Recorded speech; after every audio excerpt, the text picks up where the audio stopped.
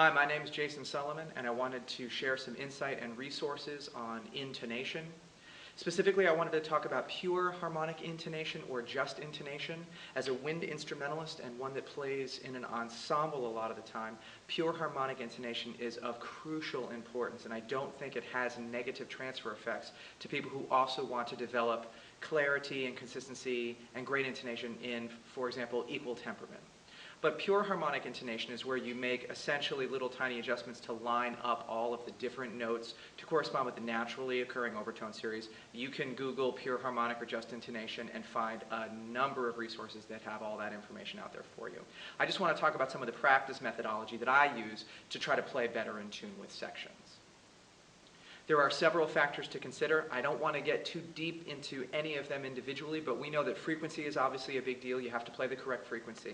Balance is often overlooked. In the naturally occurring overtone series, notes are balanced a certain way. You go up one multiple in the overtone series, you go to the next harmonic or partial, and it is half the volume and twice the frequency. That's a physical property, and we can use that information to better play balanced and therefore in tune.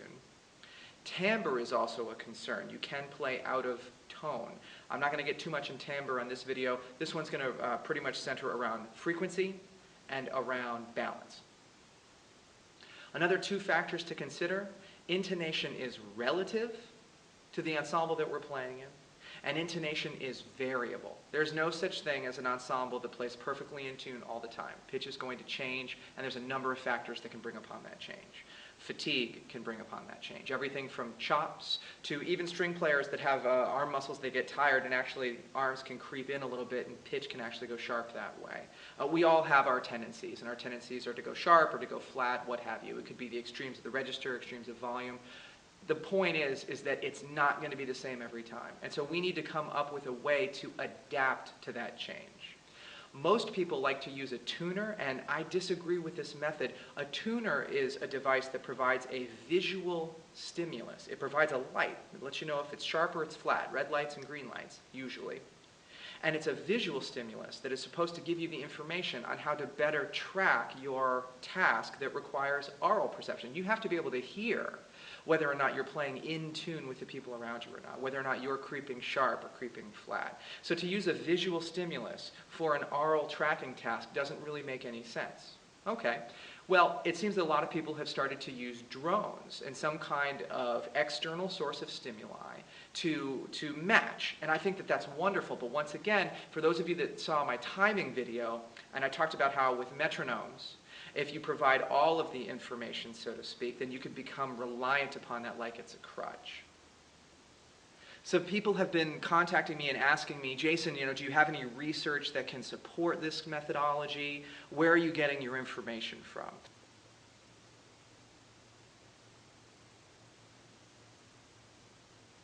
And I get it from a number of sources. Obviously, some of it is extrapolated from studies that are done over in kinesiology. A lot of studies have been done on other types of tasks. There is a ton of funding that has gone into sports research because there's more money in athletics. And so we can take that information and we can apply it to what we're doing, because essentially it's the same human types of tasks that we're doing. Perception and action, it's all relative. There's an area of research in kinesiology that I think relates directly to what we're talking about.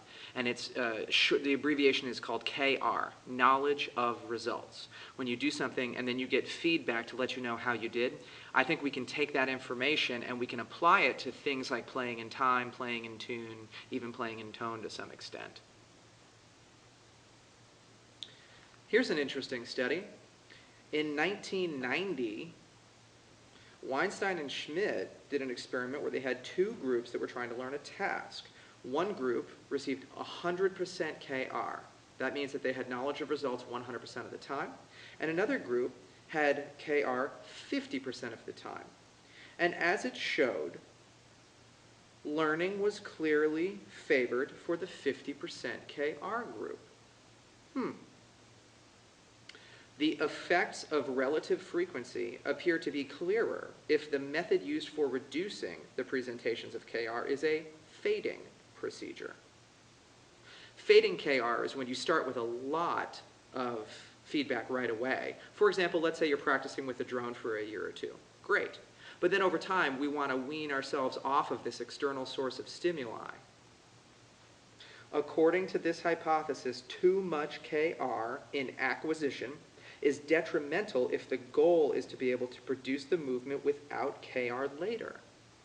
What they're basically saying here is that when you have a task that you want to be able to do without Kr, we don't get to play our performances with a drone going on in the background most of the time. I understand there's some studio work where you might have a click track or something like that. But in terms of intonation specifically for this video, if you're trying to develop the ability to play in tune with a variable ensemble where in tune is relative with the ensemble, we need to be able to track our intonation, use our ears, and determine whether or not we're playing in tune or out of tune with the people around us. And we don't have that external source of stimuli to provide the Kr.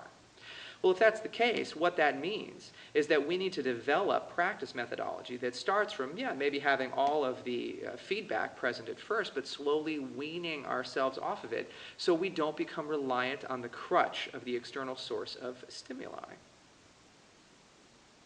If you go to www.jasonsulliman.com, look for 21st Century Pedagogy, and from there a tab called Practice CDs, you'll find drone and metronome albums that I have published on iTunes.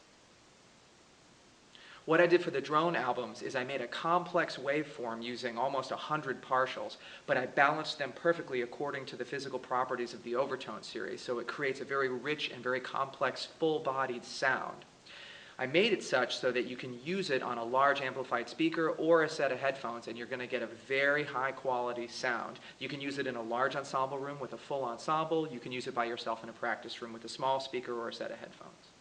Furthermore, I made it so that the sound fades in and fades out randomly, so that the amount of Kr, knowledge of results, is fading, or it's randomly selected, close to about 50% depending.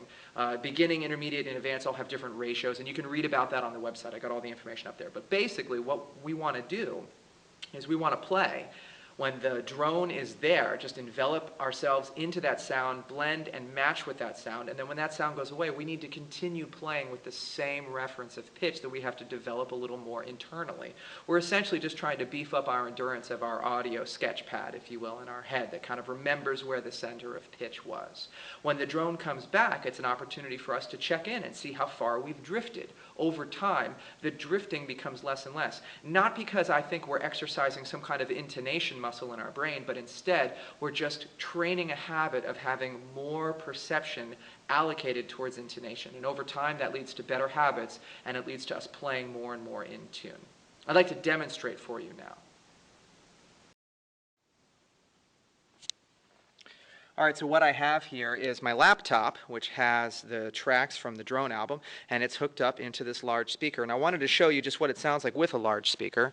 So this is going to be B flat.